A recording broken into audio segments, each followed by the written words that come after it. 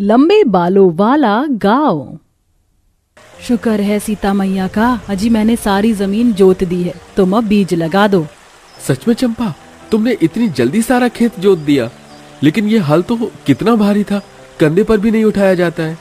अरे भाई मदन, लगता है तुम भूल रहे हो, हमारा गांव लंबे बाल वाला गांव है और हमारी लुगाइयों के बाल घुटने से भी नीचे लहराते हैं। औजार का काम करते हैं इनके बाल। अरे वाह, देखो सब लोग मेरा जुगाड़ सीधा जाकर निशाने पर लगाए। मैंने अपने बालों में कांटा बांधकर कितनी सारी बड़ी बड़ी मछलियां फंसाई हैं। आज तो हम मिलजुल कर दावत करेंगे। ये कहते हुए बबीता अपने लंबे बालों को ऊपर खींचती। उसके लंबे लहराते काले बाल झरने के पानी में से मछलियों का झुंड जाले में फंसाकर ऊपर ले आता है। मछलियों से भरा जाला फटने को था, इस बात से ये पता लग रहा था कि जाले का वजन कितना ज्यादा था। वहीं दूसरी तरफ पेड़ के नीचे डाली पर से मोहिनी अपने लंबे बालों से पेड़ की सूखी डाली तोड़ रही थी। जहां महिलाओं से लेकर छोटे छोटे बच्चों के बाल भी लंबे लहराते थे।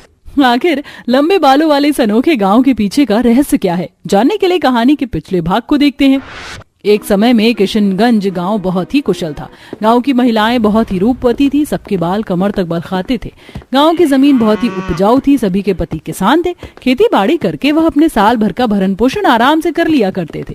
इतवार की सवेरे सवेरे चंपा बबीता अपनी बेटियों के बाल में तेल डाल रही थी। माँ, आराम आराम से कंघा करो ना, मेरे बाल नोच रहे हैं। अरे आराम से ही तो कर रही हूँ लाडो। हे भगवान, बाल बाल सुलझाने में ही तेरे कितने बाल निकल गए, कितने हल्के बाल हो गए, इसीलिए कहती हूँ तेल डाल कर रखा कर। अरे चंपा, मैं तो मेरी सोनी के बाल तेल में चुपड़ कर रखती हूँ, फिर भी इसके बाल झड़ रहे। और मेरे भी, जब से पोखर का पानी खारा हुआ है, हमारे गाँव की सब औरतों के अच्छे खासे बाल हल्के हो गए हैं। कोई अच्छा तेल शैम्पू लगाना होगा तभी फर्क पड़ेगा, वरना हम तो पूरी तरह गंजी हो जाएंगे। दोनों बातचीत कर रही होती है, तभी गांव के अंदर तेल का प्रचार करता हुआ एक आदमी आता है। तेल ले लो, तेल एक शीशी लगाओ और बाल झड़ने की समस्या से निजात पाओ। 100 रुपए में 2 बोतल तेल, एक पे एक फ्री। आ जाओ बहन जी, ले लो तेल ले लो। गांव की सभी औरतों की नजर उस आदमी के लंबे काले बालों पर टिक जाती है। सबका मुंह खुला का खुला रह जाता है। अरे चंपा, देख रही है, इस आदमी के बाल तो नागिन की तरह बलखा रहे हैं। चल हम भी तेल खरीद लेते, मुझे तो बड़ा फायदेमंद लग रहा है। और 100 रुपए कोई महंगा भी नहीं है, बड़ा सस्ता है। प्रचार के आधार पर गांव की सभी औरतें उस बहरूपिया आदमी से तेल खरीद लेती हैं, मगर उनमें से किसी को भी असलियत पता नहीं थी कि वह आदमी सर पर विग लगाए हुए था। थोड़े दिन में गांव की औरतों के बाल और हल्के हो जाते हैं। तभी एक दिन गुंजा नाम की एक बड़ी ही गरीब गंजी काली लड़की तेल शैम्पू बेचने आती है। तेल शैम्पू ले लो रीठा, गुड़हल, शिकाकाई का बनाया तेल शैम्पू ले लो। बहन जी, तेल शैम्पू ले लीजिए, 1 महीने में ही आप लोगों के बाल गारंटी के साथ लंबे और घने कर देगा। उस गंजी काली लड़की को गांव के अंदर तेल शैम्पू बेचता देखकर सभी औरतों का गुस्सा उस बेकसूर पर भड़क जाता है। ये गंजी पटेल, काली कलूटी, बैंगन लूटी भी उस आदमी की तरह ठगेरू है। मैं तो कहती हूँ इसे चप्पल और जूते की माला पहनाते हैं और इसका मुंह काला करके यहाँ से निकलते हैं, तभी इन लोगों का ऐसा झूठा प्रचार करने की आदत जाएगी। सभी औरतें उसका मुंह काला करके जूते की माला पहनाती हैं और पत्थर मार मार कर गांव से भागने लगती हैं। बेचारी गुंजा रोती बिलखती है। भगवान के लिए मत मारो मुझे, निकल जा हमारे गांव से, वरना तेरी जान निकाल देंगे। तुम सब औरतों ने मिलकर मेरी जान ली है, तुम मेरी मौत की कसूरवार हो, इसलिए इस गांव की धरती श्रापित होगी और अब कोई अन्न की बाली यहाँ नहीं उपजेगी। तुम सब भुखमरी के शिकार होगे। ऐसे बोलकर गंजी गुंजा दम तोड़ देती है। पूरी धरती बंजर हो जाती है, गांव में सूखा और अकाल आ जाता है। यहाँ तक कि पूरा का पूरा गांव गंजा और बदसूरत हो जाता है। लोग उनकी शक्ल को देखकर भीख भी नहीं देते। सब अपनी बुरी दुर्दशा में अपने गुनाहों से तौबा करते हैं। तुम औरतों के कारण उस लड़की के श्राप पूरा गांव भुगत रहा है। अपने पापों का पश्चाताप करो, वरना हम सब मर मिटेंगे। जलन में हमसे बड़ी भूल हो गई काकी, हे ईश्वर हम पर तरस खा, हमें बचा। तभी उस लड़की की आत्मा उन्हें दिखाई देती है। तुम लोगों को तुम्हारी भूल का एहसास है, लेकिन मैं अपनी श्राप को तो लौटा नहीं सकती। लेकिन मैं तुम्हें वरदान देती हूँ कि गांव की सभी औरतों के बाल जादुई बाल हो जाएंगे, जिसे तुम औजार और अपनी ताकत के रूप में इस्तेमाल कर सकती हो। मगर अगले 1 साल तक ये जमीन कंटीली झाड़ी उपजेगी, इसलिए यहाँ से पूर्व की दिशा में चले जाओ। वहाँ एक विशाल पेड़ है, सब उस पेड़ पर ही बस जाओ। देखते देखते चमत्कार हो जाता है। सभी औरतों और बच्चों के लंबे बाल लौट आते हैं जब उस पेड़ पर आ जाते हैं जिसके चारों ओर जिंदा चट्टान से जल के सोते बहते हुए झरने गिर रहे थे। ये पेड़ तो कितनी खतरनाक जगह पर है, हम लोग वहां तक कैसे पहुंचेंगे? एक तरफ झरना है, दूसरी तरफ खाई, जरा भी पैर डगमगाया तो जान से जाएंगे। आप सभी घबराइए मत, हम अपनी लंबे बालों को रस्सी के रूप में इस्तेमाल करके उस पेड़ वाले स्थान तक पहुंच जाएंगे। ए मेरे जादुई लंबे बाल, और लंबे हो जाओ। मोहिनी के ऐसा बोलते ही उसके बाल रस्सी के जैसे लंबे होते जाते हैं। पूरा गांव बालों के सहारे उस पेड़ तक पहुंचता है। ये पेड़ तो कितना विशाल, बड़ा और ऊंचा है, इस पर तो हमारा पूरा का पूरा गांव समा जाएगा। मगर उतने ऊंची डाल तक कैसे पहुंचा जाएगा? बालों की सहायता से। अब इसी पेड़ पर हम अपना लंबे बालों का गांव बसाएंगे। बबीता पेड़ पर पहुंच जाती है और अपने लंबे बाल को जड़ के समान इस्तेमाल करती है। सबके पति लकड़ी काटकर उन्हें थमाते हैं और वह लंबे मजबूत बालों से खींच लेती हैं। इसी तरह सब पेड़ के ऊपर ही टिकाऊ घर बनाकर रहने लगते हैं और उस झरने और पेड़ को अपने उपयोग में लाते हैं। अरे वाह, आज तो जैसे हमारे लंबे बालों वाले गांव में खुशी आ गई है। इतनी मछलियां, इन्हें बेचकर तो हम मुनाफा कमा सकते हैं। इतनी मछलियां हम खा भी नहीं पाएंगे। तो सोच क्यों रहे हो? जाकर इन मछलियों को बेचकर जो पैसे बने उससे खेती करने के लिए खाद बीज ले आओ। सबके पति टोकरी में मछली भरकर बेचने जाते हैं। इधर लंबे बालों वाले गांव की बहुएं मछुआरन के जैसे झरने से मछली, शंख वगैरह निकालती हैं। देखो इस बार मुझे क्या मिला, दूध सा सफेद शंख। पता है इसकी चूड़ियां और माला महंगे बिकते हैं। वैसे इसे हम अपने गांव की सजावट करके अपने गांव की सुंदरता को बढ़ा सकते हैं और अपने बालों की भी। फिर सारी औरतें शंख से जूड़ा चूड़ी बनाकर इस्तेमाल करती हैं। धीरे धीरे उनका जादुई बाल वाला गांव देखने के लिए दूर दूर से टूरिस्ट आने लगते हैं और तस्वीर खींचते हैं, ब्लॉग बनाते हैं। तो जैसा कि आप देख सकते हैं, इस वक्त मैं लंबे बाल वाले गांव के अंदर हूं। आप देख सकते हैं यहाँ पर बड़े से लेके बच्चों के बाल भी कितने लंबे हैं। ये गांव अपने आप में 8वां अजूबा है। आपको हमारा लंबे बाल वाला गांव अगर इतना ही पसंद आया रिपोर्टर बाबू, तो हमारे गांव में बस जाइए। हम आपके बाल भी लंबे कर देंगे। महिलाएं रिपोर्टर से हंसी ठिठोली करती। थोड़े ही दिनों में लंबे बाल वाला गांव अखबार के पन्नों में छप जाता है और गिनीज बुक में भी रिकॉर्ड हो जाता है, जिससे अब गांव में सैलानी घूमने फिरने आया जाया करते, जैसे गांव वालों को आर्थिक मदद मिलने लगती है। और इसी तरह से 1 साल गुजर जाता है। बंजर धरती फिर से हरी भरी हो जाती है, जिसके साथ गाँव की सभी महिलाओं की चमचमाती लहराते रेशम से काले बाल साधारण कमर तक हो जाते हैं। मैं इस गांव को श्राप मुक्त करती हूँ। अब तुम लोग इस गांव में आराम से रह सकते हो, लेकिन फिर कभी किसी का उपहास मत उड़ाना, जो तुम्हें इस तरह कष्टदायक जीवन का फल ना भोगना पड़े।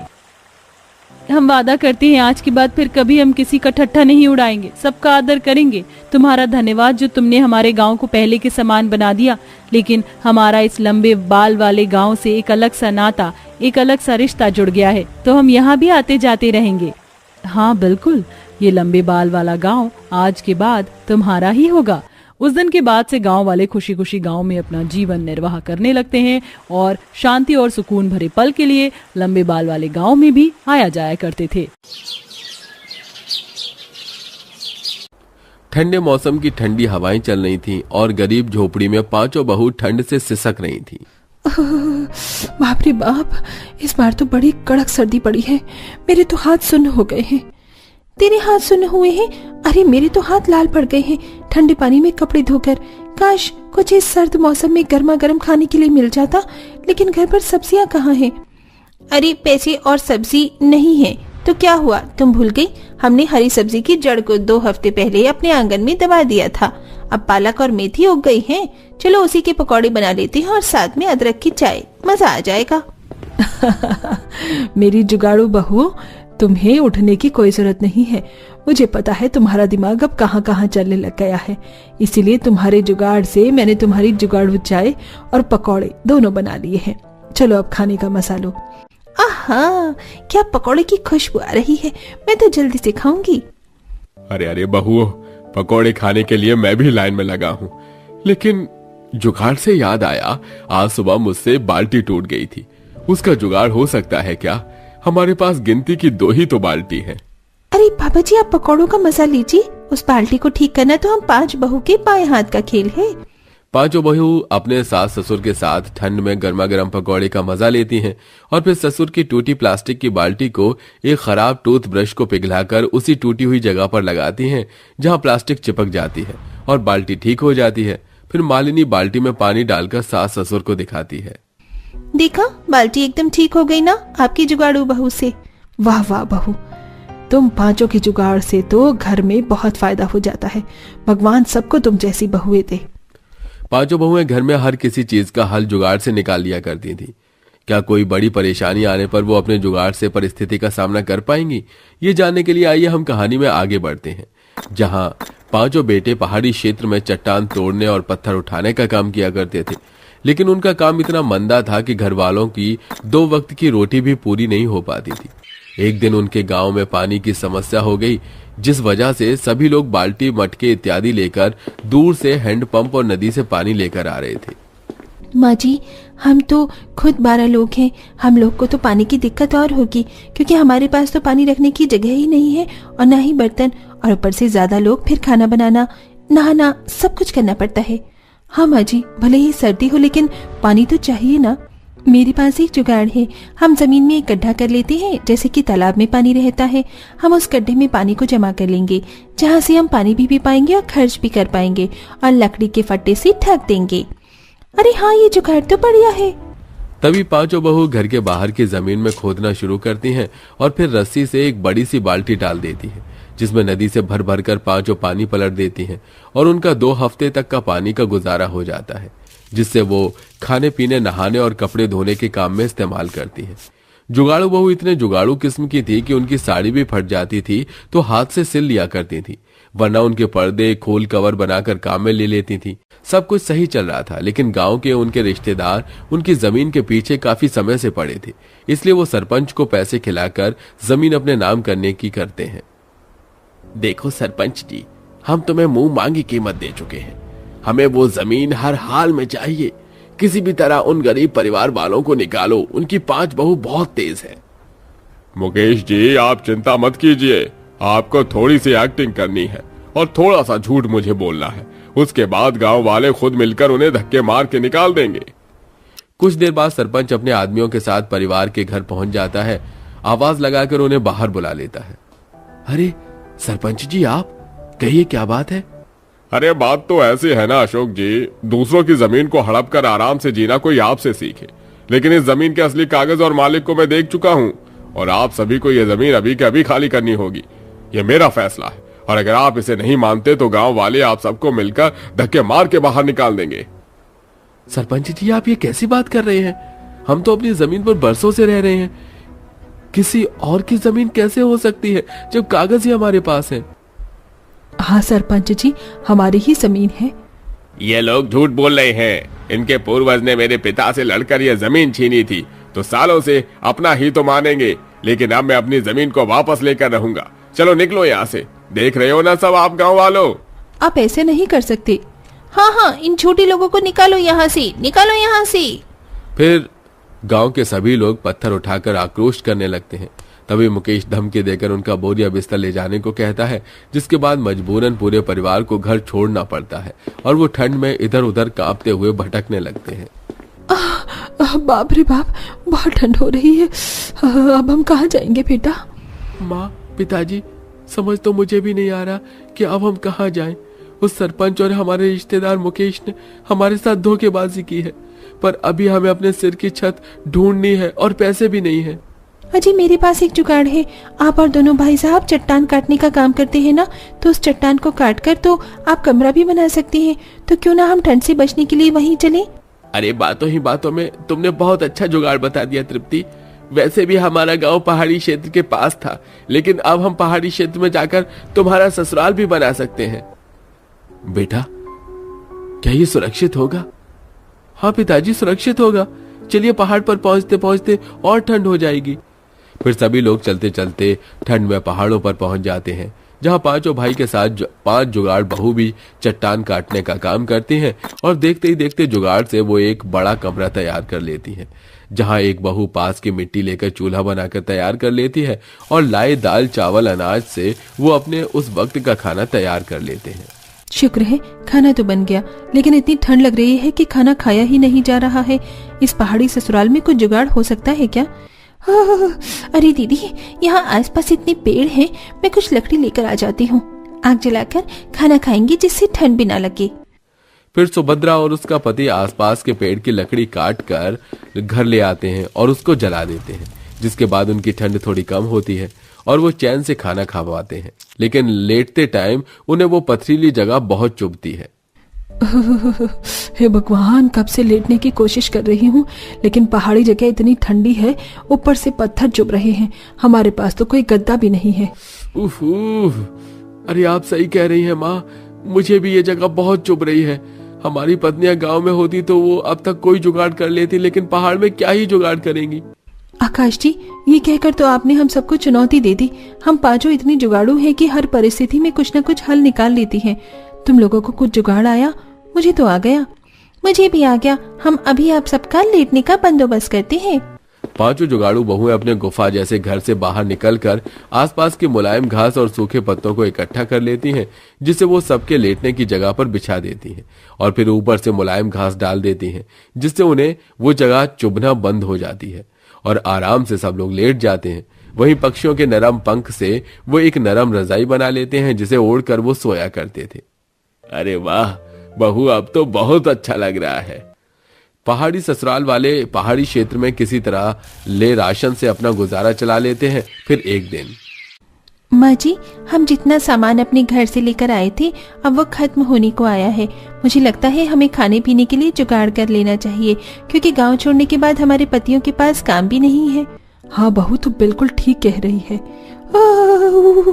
माँ जी, मैं कुछ सब्जी लाई थी जो सब थोड़ी उग गई है और मैंने बनाई नहीं। मैं इन्हें यहाँ आसपास की मिट्टी में दबा देती हूँ, क्या पता इनसे उग जाए। हाँ बहू, आप सब लोग यहाँ रहिए, हम पांचों भाई किसी काम की तलाश करके आते हैं। क्या पता यहाँ कोई पहाड़ पर काम मिल जाए। पांचों भाई काम की तलाश में चले जाते हैं, जहाँ उन्हें छोटे छोटे पत्थर उठाने का दिहाड़ी पर काम मिल जाता है और वो करने लगते हैं। वहीं दूसरी तरफ एक फॉरेनर तृप्ति से कहती है, हे, क्या तुम्हें पता है यहाँ से जाने का रास्ता कहाँ है? मैं ये पहाड़ घूमने आई हूँ, पर मुझे यहाँ का रास्ता नहीं पता। Can you help me? आपकी बातों से लगता है आप खो गई हैं। मैं आपकी मदद करती हूँ। माँ जी, पापा जी, मैं अभी आई। तभी तृप्ति उस विदेशी औरत को आसपास के पहाड़ी नजारे दिखाने चली जाती है और उसको जाने का रास्ता भी दिखा देती है। जाते जाते वो औरत 1000 रुपए दे जाती है, जिससे तृप्ति दूसरे पहाड़ पर जाकर खाने पीने का सामान ले आती है। ये देख घर पर सब खुश होते हैं और उन्हें विदेशी लोगों को पहाड़ी के सुंदर नजारे दिखाने का काम समझ आ जाता है, जिससे वो पहाड़ पर रहकर लोगों को गाइड करते थे और जुगाड़ू सब्जी के पकौड़े बनाकर साथ में चाय के साथ बेचने लगते हैं, जिससे धीरे धीरे उनकी गरीबी खत्म हो जाती है। साथ ही साथ 5 जुगाड़ू बहू पैसों का लालच देकर एक दिन सरपंच के पास जाती हैं, जिससे वो सब कुछ उगल देता है और 5 जुगाड़ू बहू गांव वालों के सामने उसे पीट कर सच उगलवा लेती हैं। बता सरपंच, सबको सच क्या है, वरना तू अभी जेल में उन मक्कार रिश्तेदारों के साथ चक्की पीसेगा। हाँ, मैंने पैसों के लालच में आकर उन मासूम लोगों को उनके घर से निकाल दिया। इनमें इनका कोई दोष नहीं है, सब मुकेश की गलती है। सुन लिया दरोगा साहब आपने, पकड़ लीजिए इन धोखेबाज लोगों को। फिर 5 बहू के जुगाड़ खुराफाती दिमाग की वजह से उन्हें अपना घर वापस मिल जाता है। साथ ही दोषी लोगों को सजा मिल जाती है और वो सब खुशी खुशी रहने लगते हैं।